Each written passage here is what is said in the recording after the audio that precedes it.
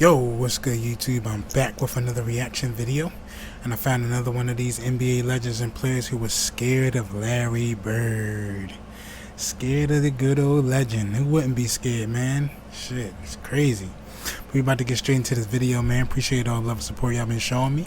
But yeah, let's get straight into this video, y'all. We ain't gonna waste no time at all. Let's get it.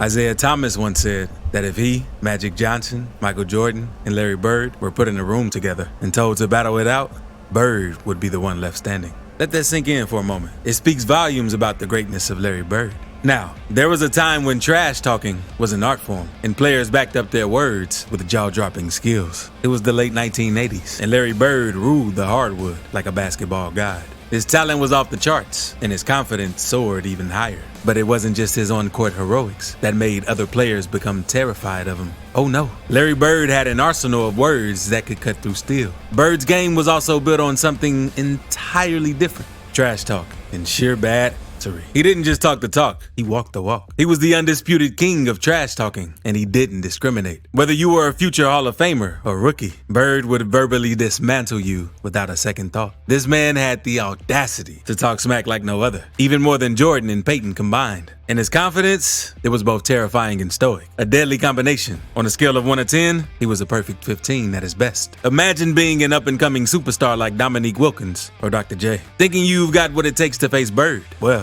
think again. Larry Legend would tear you apart, both on and off the court. And it wasn't just the players who felt his wrath. Head coaches like Doug Collins and Chuck Daly couldn't escape his verbal assault either. You see, the NBA today just doesn't have the same level of trash talking as it did back in Larry Bird's era. Sure, we have a few players trying to keep the spirit alive, but it's nowhere near what Bird used to unleash on his opponents on a daily basis. The NBA has evolved, and trash talking has taken a back seat. It's a lost art, my friends. Now sit back, relax, and prepare to witness the masterclass of trash talking. We'll take a journey through Larry Bird's greatest trash talking moments and NBA players that were scared of him. But before we get to all that, you know the drill, fam. If you haven't already, hit that subscribe button and slam the notification bell so you never miss out on our mind-blowing NBA content. And now, let's get this show on the road. Welcome to the Larry Bird Show. Let me hit you with a quote straight from the GOAT himself, Michael Jordan. MJ once said, "Larry Bird is the greatest trash talker and mind game player of all time. He taught me everything I know about getting in folks' heads." And coming from MJ, that's the ultimate compliment right there. Now remember Leo Routens? I didn't think so. He was once an opponent who faced Bird on the court. Leo said, "I say this in the utmost complimentary way. Larry was a prick." Larry Bird was a master of trash talk. I mean, this guy took trash talking to a whole new level. Larry was so merciless that he even inspired generations of players to humiliate their rivals just like he did. Even after retiring from the game, Bird could still verbally destroy anyone who dared to challenge him. One player who experienced Larry's wrath firsthand was none other than Gary Payton. During a conversation with Uninterrupted's Throwing Bones, Payton crowned Larry Bird as the greatest trash talker of all time, and he had a chilling story to back it up. Larry had the audacity to tell Payton exactly what he was going to do before he did it. And the worst part, Larry went out there and did exactly what he said, burying buckets in Payton's face. According to Payton himself, Larry would say, "Look here, man. I'm gonna shoot this mother jumper in your face right there in that corner. And it's gonna be your Christmas present. I'm gonna wrap it up and bust your head open." Payton never forgot that encounter. And it just goes to show the sheer dominance and confidence Larry Bird possessed.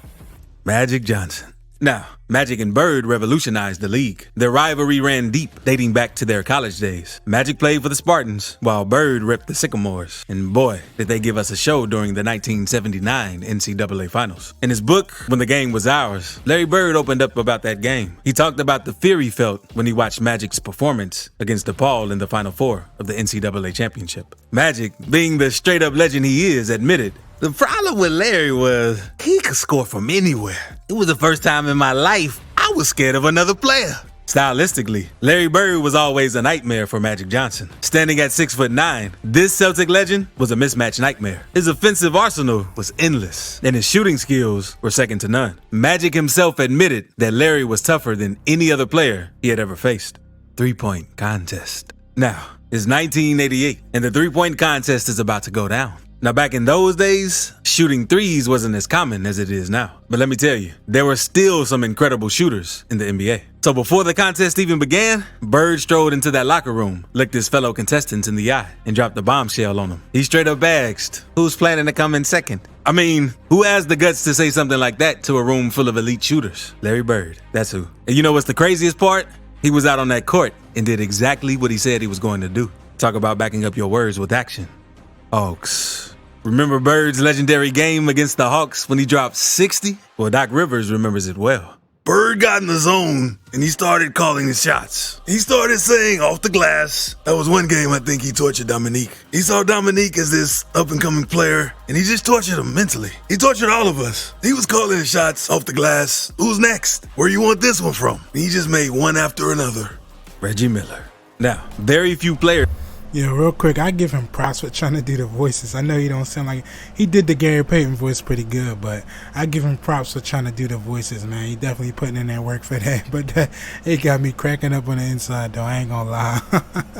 Have the guts to challenge Larry Legend. And those who did, well, they usually ended up regretting it real quick. One guy who learned that the hard way was none other than Reggie Miller. Reggie Miller, a player who knows a thing or two about trash talking, experienced this firsthand. He recalls the moment vividly. With just 20 seconds left on the clock and his team down by 3 points, they fouled Bird, sending him to the line.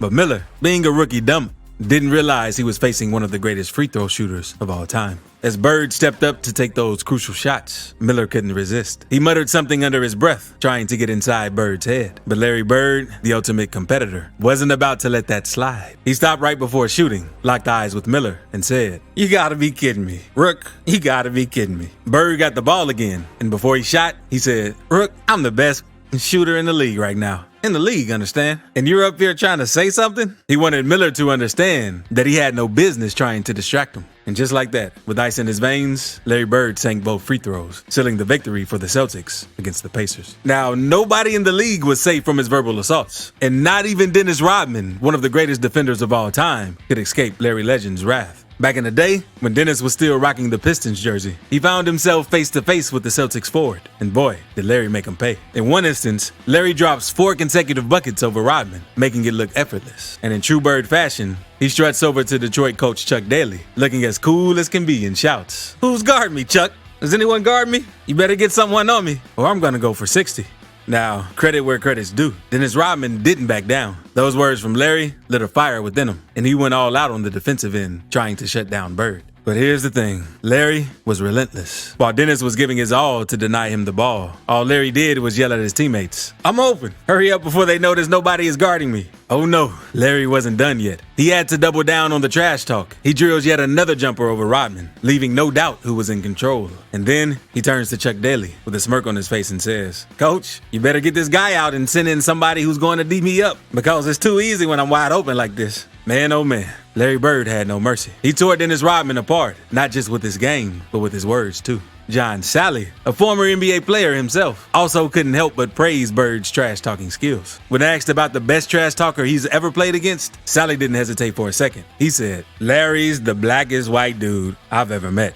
That's one heck of a statement. Salley went on to share a mind-blowing story about a scrimmage against Larry Bird during the summer. Larry Bird steps onto the court and confidently asks, "Y'all going to double me tonight when I get the ball in the wing?" Now, most players would probably be like, "Yeah, we definitely gonna double team you." But not Salley. No. He fearlessly responds, "No, man, straight up." And that's when Larry unleashes his legendary trash talk. Larry looks Salley straight in the eye and says, "Y'all ain't double teaming me? Salley sticks to his guns and confidently replies, "No, I got you, dog." And that's when Larry drops the hammer. He looks at Salley and coolly says, "Mouse in the house." Oh boy, you know things are about to get real. Without wasting a moment, Larry Bird proceeds to walk Salley down to the post, gets the ball, and calmly tells him, "Better ask for a double team, Sal." And let me tell you, my friends, Larry moves at his own speed. He doesn't care how fast you think you are. He's gonna school you, plain and simple. Now, it's moments like these that make Larry Bird a legend. He didn't just have the skills, but the swagger and confidence to back it all up. As always, don't forget to like, subscribe, and hit that notification bell so you never miss an update. Until next time, stay awesome.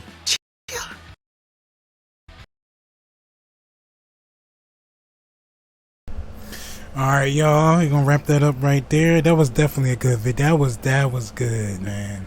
I think he basically hit everything on point. I think he really did. Whoever has this channel, I'm gonna definitely check it out, see if he do some more like Bird. But I actually think I've seen this channel, and he did other people like rappers and things like that. So I think cause his voice sounds familiar. So it's actually cool that he actually did a Larry Bird video. But yeah, this was a good video right here, man. But I know some of the stories you probably heard. Some stuff I didn't hear. I think it was about his name started with an L. Some other guy, his name he mentioned. I don't think I heard about that story. But yeah, that was a good video, y'all. Let me know what y'all think in the comments, man. But yeah, Larry Bird and his trash talk, yo, his trash talking is so crazy, man. And that's not even like top of his game either. Like, just imagine the passing, like his assists, his shooting, rebounding, like it's like everything. And then it's the trash talking on top of that. Like, this is crazy, man. It's real crazy. But appreciate all love and support, man. We're going to keep going up, y'all. We're going to keep going up. We're going to keep grinding out these videos, man. I definitely been having a long journey. It's been fun. You know, man, blood, sweat, and tears in this, man. But, you know, at the end of the day of all of that, I just enjoy interacting with y'all. And I just hope that, you know, I can make anybody that's having a bad day turn into a good day. Or if, like, you come to my channel just to get away from everything. I know some people said that, just to get away from the real world and just be able to just sit back. And, like, that's one of the reasons why I did a YouTube channel. And like, that's one of the reasons why, because I'm chasing my dreams for one. And the second thing is just, like, I always wanted to be the one to just try to help people and just, like, you know, just make people feel good when they watch my videos and things like that, man. So it definitely makes me feel really good that I'm able to help, you know, change people's mood and everything like that, and people really enjoy it. And I just enjoy interacting with y'all, and I never miss a comment. I always comment back to everybody, man, since I started. Like, you know, I'm just trying to be different, man. I'm trying to definitely stand out and be different from a lot of other YouTubers, you know. Because I know a lot of them get a certain amount of subs and things like that, and they don't answer back. But I make sure, and I make it, and I put it down in my heart that I'm going to make sure I comment back. But anyway, man, we're on to the next video. Subscribe if you're new. Hit that like button. Turn on that bell, man. I'm uploading every single day. And yeah, this was a really good video. And if you got some videos you want me to do, leave them down in the comments or send it to my email at thatphillyboy9@gmail.com. Also, I got a second channel, That Philly Boy 9 Reacts. I do a lot of mixture of different videos, like Michael Jordan, who else? Michael Jordan, Magic Johnson, Sean Kemp. I did Tom Chambers on there. I did a lot of different, so definitely go check out that. Throw some subs, some likes, some comments, and excuse my air conditioning if you hear it also in the background.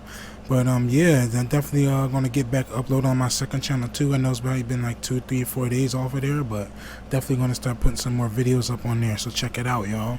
But I'm out of here, man. I love y'all. This was a good video. I'm out. Peace.